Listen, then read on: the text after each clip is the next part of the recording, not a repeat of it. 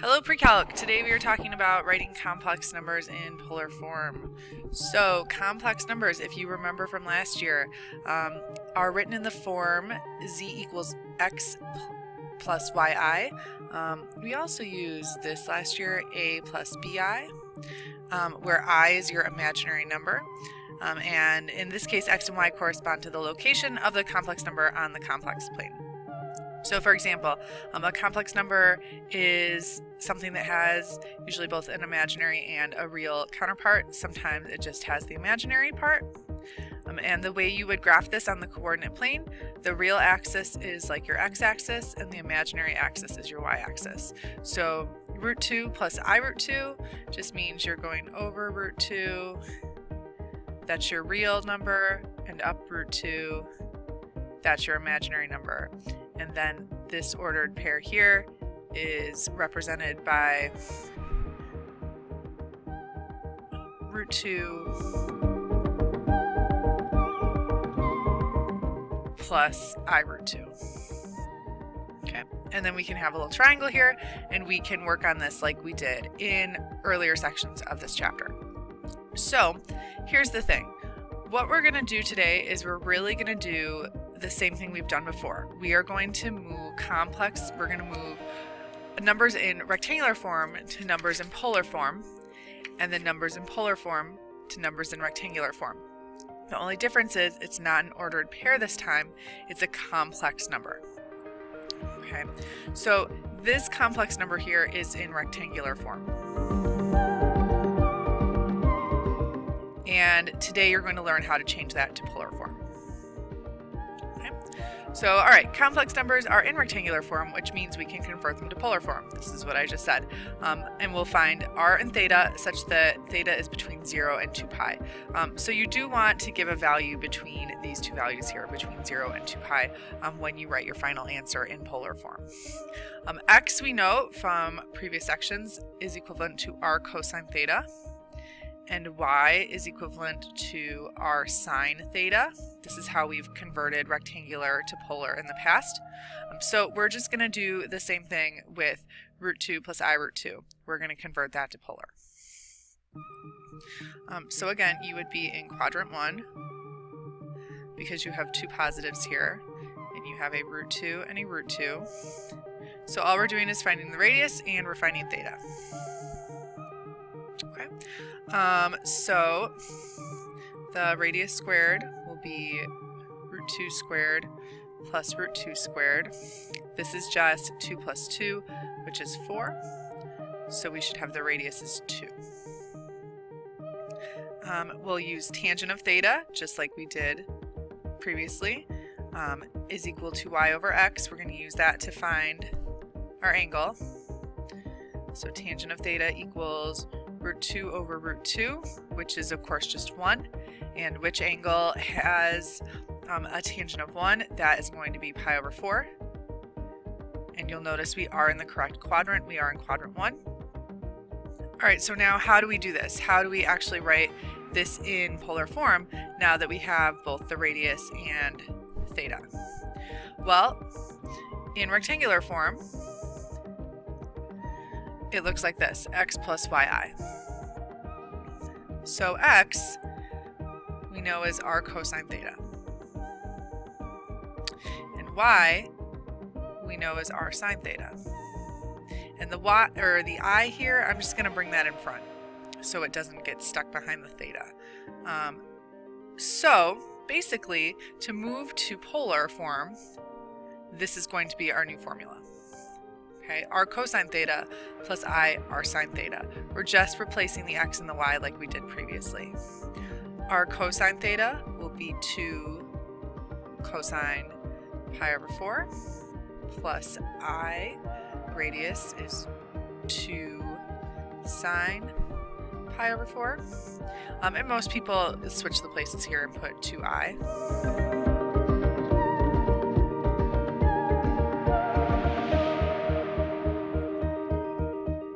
Alright, and here you go. This is a complex number in polar form.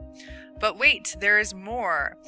There is a new way that I'm going to show you that expresses this number a little bit differently.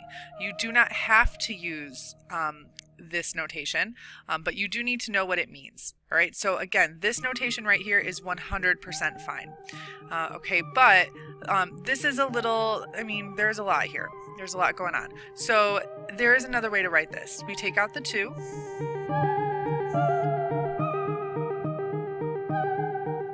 Which would look like this. And then there is a shorter way to write this, and that is 2 cis pi over 4. This stands for cosine plus I sine. Okay, so basically cosine of pi over 4 plus I sine pi over 4. And the 2 is on the outside because it would distribute to both. Okay, so these two things are completely equivalent, and you can use either of those when you give a final answer. So, in summary, rectangular form would look like this: root 2 plus I root 2. That's x plus I y. And polar form would look like 2 cis pi over 4. And that is the radius cis theta. This is equivalent to cosine pi over 4 plus 2I sine pi over 4. Okay, or again, you could rewrite that as radius cosine theta plus radius I sine theta. Okay, and again, either is fine. Again, rectangular form to polar form first. So rectangular form, again, will have your imaginary number and your real number here, 1 plus I root 3. Polar form is once you have the cis, or you have cosine and sine, and again, you'll have a radius and a theta value. So, okay, first thing we need to do is figure out which quadrant we're in. 1 plus I root 3, those are both positive numbers, so we will be in quadrant 1 again. And then just like before, we will go ahead and we will find our radius. And this is again 1 plus 3, which is 4, so we will have a radius of 2. Tangent of theta equals y over x, which is root 3 over 1. And our angle that has a tangent of root 3 is pi over 3. Again, that's because the endpoint is 1/2 root 3 over 2. So, alright, sorry, I had to do a little video editing. So, okay, final answer, we would have that z is equal to, we can either say 2 cis pi over 3. Okay, that would be the fast way to write this, or you could write this as 2 cosine pi over 3 plus 2I sine pi over 3. Or you could kind of do a little bit in between and take the 2 out and write it like this. Any of these three are completely fine. They are the exact same thing. But root 3 over 1 is your tangent. All right, number 2. Negative root 3, comma I. All right, so we will be, or negative root 3 plus I. We will be in quadrant 2. And this will just be a 1 here. Okay. All right, so let's go ahead and do Pythagorean theorem. That is a negative there. So again, lots of radius of 2's here. This is equal to a 4 square root. Radius is 2. Okay, be careful. We are in quadrant 2 here, and we have discussed how we have issues with tangent. Okay, so we are going to do tangent of theta equals y over x. So that's 1 over negative root 3. 1 over negative root 3, which angle would that be? Well, normally 1 over root 3 would be pi over 6, but since it's negative, theta will be negative pi over 6. Okay, and here's the thing. I know that what you guys liked to do earlier was just switch the radius and not switch the angle. That was like your fast shortcut, and that was fine for ordered pairs, but if you remember in our definition, we do want our angle between 0 and 2 pi. So you are going to have to change your angle, which is fine because we don't want to be in this quadrant anyways. Negative pi over 6 is in quadrant 4. So to move it to quadrant 2, we are just going to add pi, which would be 6 pi over 6. Or you can just think about, well, which pi over 6 angle is over here in quadrant 2. And either way you do that, you're going to get 5 pi over 6. Okay, so in polar form, our answer would be z equals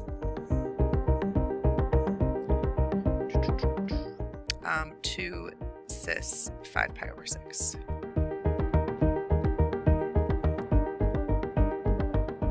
Go. All right, next one. 3, negative 4.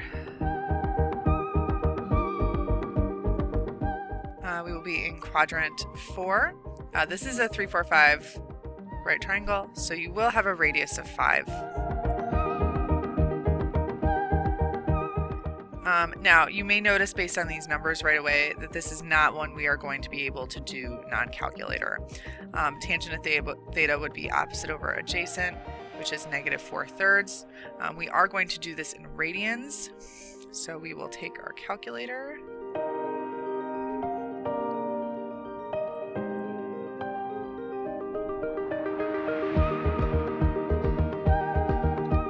Okay, and I get negative 0.927 for theta. That is in radians. Now, keep in mind, I'm in quadrant 4. That's where I want to be, but again, your angle has to be between 0 and 2 pi. So I don't want to move this angle to another quadrant. I just want to find another way to write this angle so that it means the exact same thing. And the fastest way to do that is just to add another 2 pi, or I guess it would be another 2 pi going this way, because that will put you into the positives. It'll just be a different representation. So I'll just add it here. And what we're going to give instead of what we had before, the 0.927 negative, is 5.356. And this is in radians. All right, so our polar form will be 5. Whoops. What happened? Let's try that again. Will be 5 cis 5.356, or you could write this like 5 parentheses cosine 5.356 plus I sine 5.356, or you could distribute the 5.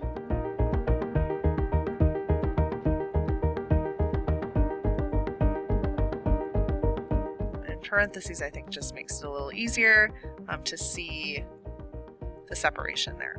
So, all right, any of those forms are completely acceptable. All right, 2 more like these. Negative 5 minus 5i, left and down. Okay, quadrant 3. You should know this is going to be an issue. We're in quadrant 3. We will have to rewrite our tangent. Again, your angle does have to be between 0 and 2 pi. So if your theta is a negative angle, you will be forced to rewrite it. You don't get to go the shortcut way and just change your radius. So, all right, let's see here. Negative 5, negative 5. Find your radius.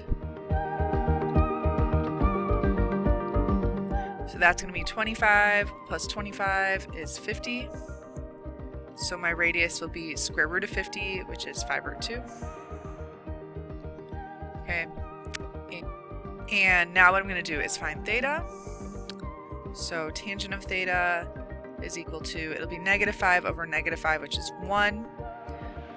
Inverse tangent tells us that theta is pi over 4. Pi over 4 we know though is in quadrant 1. We of course are in quadrant 3, so we either need to add pi or just know what angle is over here in quadrant 3, and that is 5 pi over 4. And for final answer, z is equal, it would be 5 root 2 cis 5 pi over 4. All right, last one of these before we move on. This is the only one we've done that just has an imaginary part. So what this means is that you are just on the y-axis here, which is the imaginary axis. It's negative, so we're down here at negative root 21. And this is similar to the x and y axis problems we did before, where your radius, remember, is just the distance from the pole to the point. So you can do 0 squared plus negative root 21 squared if you want to equal your radius, radius squared, but really your radius is just root 21. Okay, it's the distance from 0 to, or from the pole to that number, and that distance is root 21. It's not negative root 21. You can see here, if you actually did Pythagorean theorem, that your negative would cancel because of your squaring the negative root 21.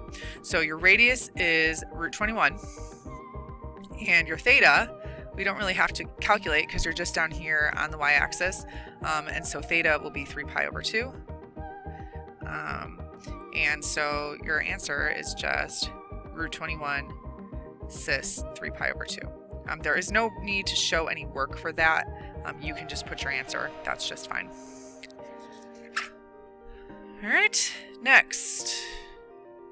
We're going to convert the following into rectangular form. So you're going to notice both of these are in polar form. They're written out the long way. They could be written like this: 3 cis 5 pi over 6, or root 5 cis pi. So usually we have them written like this, and then if we want to move to rectangular form, oops, it looks like I'm crossing that out, to rectangular form, that means we want to get back to that z equals x plus yi form, or iy. Okay. So basically all we're going to do is we're going to evaluate each of these, and we're going to distribute the 3, and we're going to see what we get. So if it starts like this, I would rewrite it first. I think that's helpful to me, but you can do whatever you want. So all right, here's how we do this. Basically, you need to know your unit circle. So cosine of 5 pi over 6. 5 pi over 6 is in quadrant 2. It is a pi over 6 angle. Cosine is root 3 over 2, but it's going to be a negative because we're in quadrant 2. And the sine of 5 pi over 6 is just 1/2.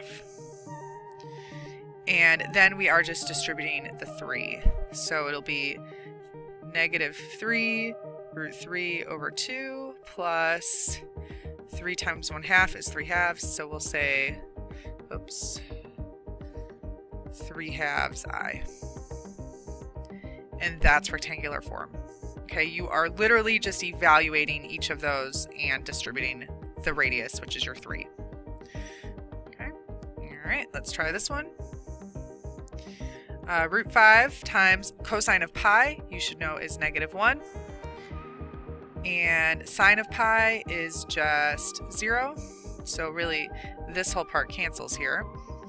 And you'll get negative root 5. And then root 5 times I times 0 is just 0. So this is it for your answer. All right, last thing. We are going to find z times w and z divided by w. We're going to write our final answer in polar form. Notice we are given rectangular form. So this is rectangular form. Polar form is your r cis theta. Okay, and again, these are complex numbers. They have an imaginary part to it, so that's why this is written a little differently. But this is still rectangular, and this is still polar, r cis theta. So, all right, let's do multiplication first. we want to multiply these two things together, z times w. So let's see what that looks like. Well, how are we going to multiply that? Using your good friend FOIL. You did this last year. So let's see. That'll be 8 minus 4i plus 6i minus 3i squared. And what you should remember from last year is that I squared is equivalent to -1. So this really becomes a plus 3 because you're multiplying the -3 times the -1. 8 plus 3 is 11. -4i plus 6i is 2i. This is now in rectangular form. Okay, so if it said write your final answer in rectangular form, you're set. But it doesn't. It says polar form. So now we're going to take this and we're going to do what we did over here. Okay, we got to write it in polar form now. So 11 plus 2i, that'll be in quadrant 1. 11 and 2. We'll find our radius. That's 121 plus 4, which is 125. So let's see, that would be 25 times 5. So your radius is 5√5. You can tell we're going to have to use our calculator on this one. So tangent of theta equals opposite over adjacent 2/11. We will inverse tangent this.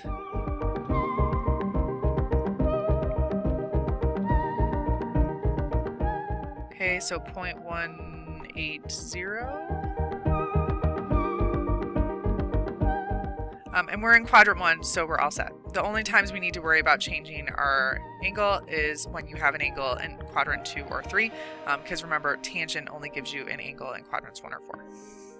All right, so what that means is z dot w, or z times w, in polar form is 5√5 cis 0.180. All right. There's part 1. Part 2, we are dividing. Z divided by W. Okay, 4 plus 3i over 2 minus I. Okay, so how do we divide these? Well, if you remember, we are going to multiply the denominator, well, and the numerator, by the conjugate of the denominator, which is 2 plus I. 2 plus I on top and bottom. So what that's going to do, the whole reason for that is we want to get rid of the radical in the denominator. This is going to help simplify it to just one expression for rectangular form, and this is technically one expression too, but it's a much more complicated expression. We want it down to something nice and easy and rectangular so we can then convert it to polar. In your denominator, when you FOIL, you're going to get 4 plus 2i minus 2i, so those cancel, minus I squared. This is a -1, so it's 4 minus a -1, which is 5. Top, we will have to FOIL like normal. 8 plus 4i plus 6i plus 3i squared. Again, I squared is -1, so this is a -3. 8 minus 3 is 5 plus 10i, all over 5. So that, of course, simplifies to 1 plus 2i, which is much nicer than what we had before. This, again, is rectangular form, and we will now figure out which quadrant this is in to convert it to polar form. 1 plus 2i, it would be in quadrant 1.